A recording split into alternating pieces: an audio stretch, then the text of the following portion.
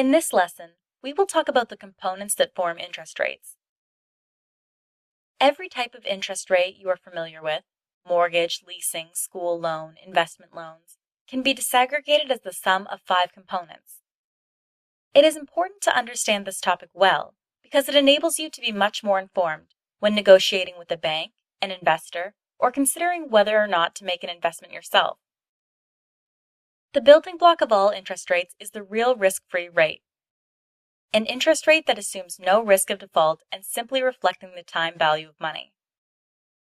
The second component is expected inflation. As time goes by, the market prices rise and purchasing power of money is reduced. That is why interest rates contain a component that accounts for inflation and compensates for the reduced purchasing power of money. Such a component is added to the real risk-free rate.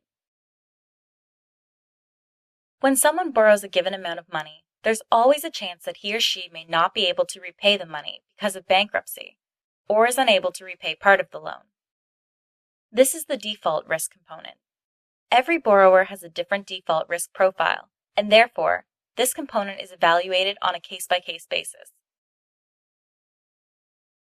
The fourth component is called the liquidity premium. Some investments are highly liquid, U.S. Treasury bonds, for example, and have a low liquidity premium. Others are much less liquid.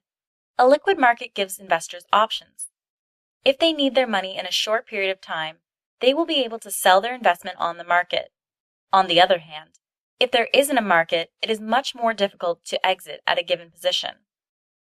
The investor will have to give a significant discount from the price in order to stimulate buyers, which will incur losses. That's why a liquid security must compensate its owners through a higher interest rate. The fifth and last component that forms interest rates is the maturity premium. A maturity premium is added to those securities that have a longer duration. All else being equal, an investor would require compensation for the longer duration of his or her investment, given that he or she will be unable to use the money for a longer period of time. The sum of these 5 components and a profit margin for the bank form the interest rates that we encounter on a daily basis. As we said earlier, a good understanding of these components allows us to have a much clearer idea and be stronger at negotiations.